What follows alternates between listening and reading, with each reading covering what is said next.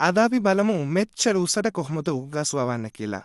සමහරු මේක පළවෙනි පාඩට දකිනවා නම් මොවුන් හිතල්ල මේක කොළ පාට මුල ගස් වර්ගයක් කියලා. මේ තමයි white jade, දොඩක් සුදු උක්ෂාකය. මේක සාමාන්‍ය උග්ගසක් වගේ නෙවෙයි. මේ වගා කිරීම හිතනවට වඩා ගොඩක් අමාරු කාර්යයක්. මුලින්ම හොඳම තත්ත්වයේ උග්ගස් අඟල් දෙකේ කුඩා කැබලි වලට කපා ගන්නවා. ඒ සෑම පුරුකකින්ම අලුත් පැලයක් හටගන්න සලස්වනවා. ඉන්පසු ඒවා පෝෂ්‍ය පදාර්ථ පිරුණු පසින් වසා දමා කලව නතුරු බලා සිටිනවා. පසුව ඒවා වෙන් කර ගොවි පොලේ පීලියට සිටවනු ලබනවා. ගස් උසට වැඩුණු පසු ගොවීන්හි කොළ ඉවත් කර එම කොළවලින්ම උග්දණ්ඩ වටා ඔතනවා. මොකද හිරු එළිය කෙලින්ම උග්දණ්ඩේ වෙදුනොත් එහි පොත්ත තද දම් පාට වී ගොඩක් දැනකම් වෙනවා. ඒ නිසා මේ විදිහට කොළ ඇතීම සාමාන්‍ය වගාවකට වඩා ගොඩක් වෙහෙස කරයි. ගොවීන්ට නිතරම කොළ ඉවත් කරමින් නැවත නැවත ඇතීමට සිදුවෙනවා.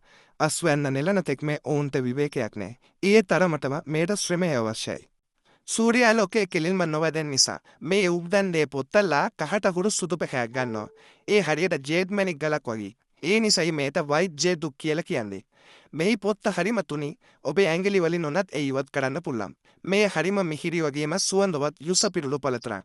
මෙය සපා කන විට ඉතා මෘදුයි. දත් දුර්වල වයස අවුරුදු 90ක වැඩිහිටියෙකුට උනත් මෙය පහසුවෙන් ආහාරයට ගන්න පුළුවන්. ඉතින් දැඩි කැපවීමෙන් සහ හිරු එළියෙන් ආරක්ෂා කර නිපද වූ මේ අපූරු උක්‍රස බලන්න ඔබත් කැමති